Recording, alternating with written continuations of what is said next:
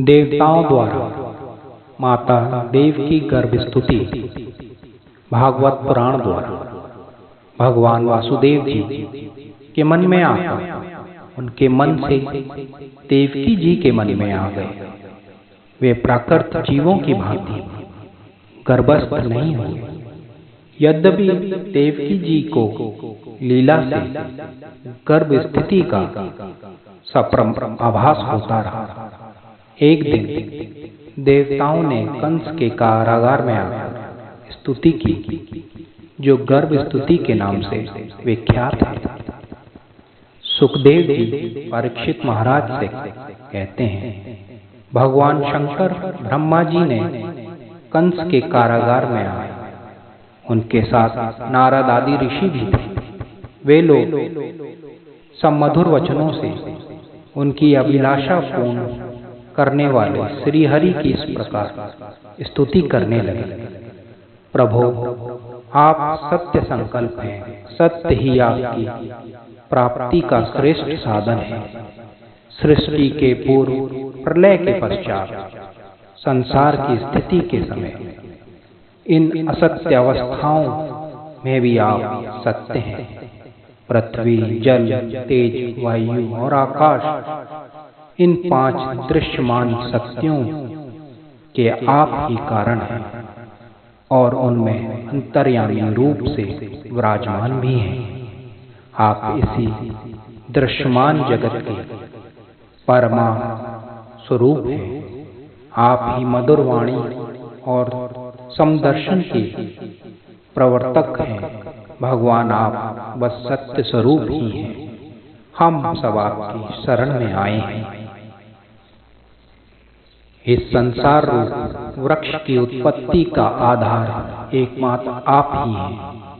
आप में ही इसका प्रलय होता है और आपके ही अनुग्रह से इसकी रक्षा होती है।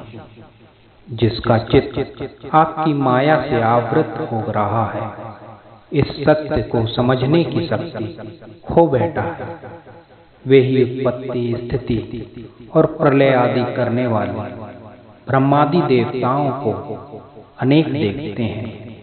तत्वज्ञानी पुरुष तो सबके रूप में केवल आपका ही दर्शन करते हैं।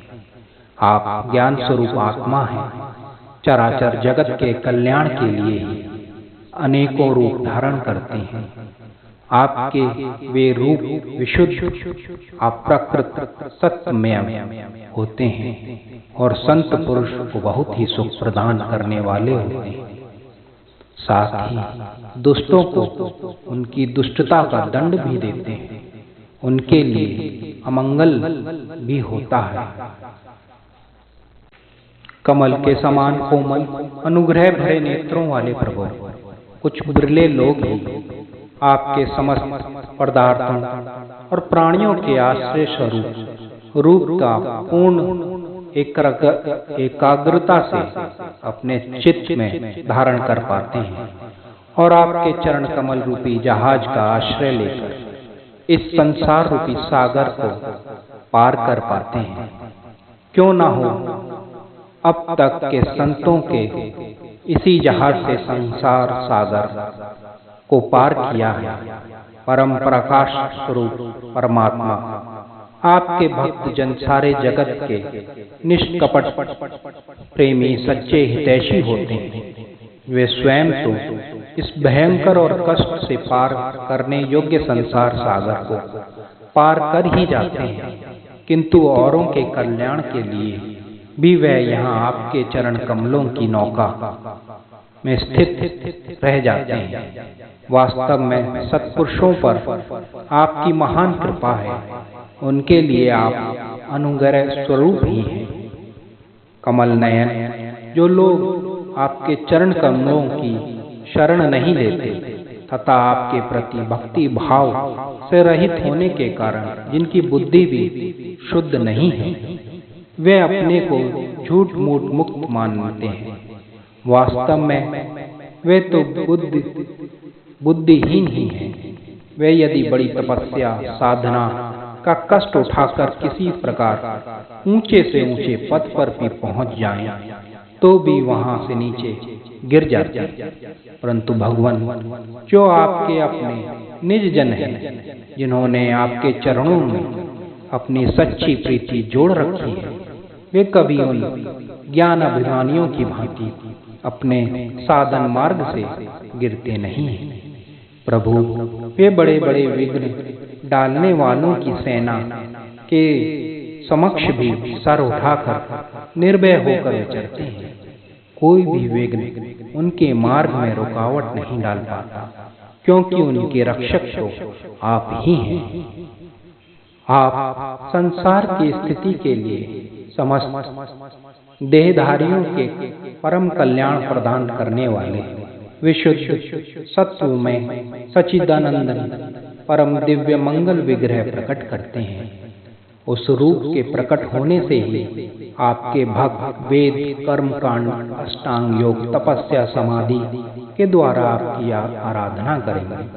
प्रभु आपका सबके आप विधाता हैं। यदि आपका यह विशुद्ध सत्व में निज स्वरूप न हो तो अज्ञान और उसके द्वारा होने वाले भेदभाव को नष्ट करने वाला अपरोक्ष ज्ञान ही किसी पुनः हो। जगत में दिखने वाले तीनों गुण आपके ही हैं, आपके द्वारा ही प्रकाशित होते हैं, यह सत्य है। परंतु इन गुणों की प्रकाश में वृत्तियों से आपका स्वरूप केवल अनुमान ही प्रतीत होता है, वास्तविक स्वरूप का साक्षात्कार नहीं हो पाता। भगवान मन और वेद वाणी के द्वारा केवल आपके स्वरूप का अनुमान मात्र ही होता है, क्योंकि आप उनके द्वारा दृश्य नहीं, उनके साक्षी हैं। इसलिए आपके गुण जन्म और कर्म आदि के द्वारा आपका नाम और रूप का निरूपण नहीं किया जा सकता। फिर भी प्रभु आपके भक्त जन उपासना आदि क्रिया योग के द्वारा आपका साक्षात्कार तो करते ही हैं।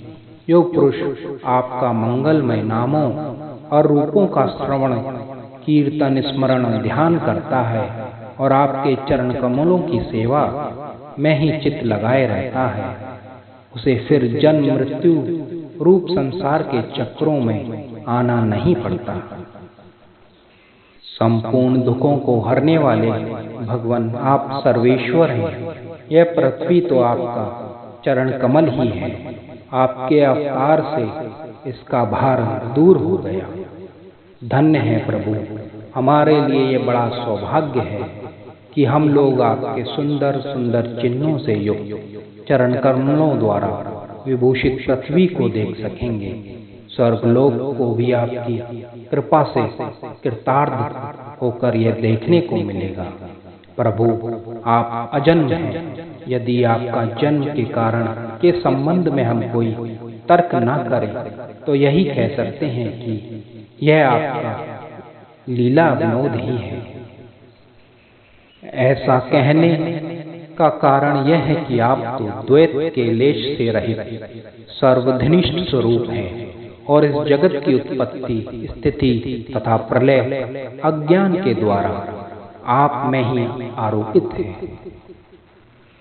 प्रभु आपने जैसे अनेक बार मत्स्य हयग्रीव कच्छप नरसिंह वराह हंस राम परशुराम और वामन अवतार धारण करके हम लोगों की और तीनों लोगों की रक्षा की है, वैसे ही आप इस बार भी पृथ्वी का भार धारण कीजिए।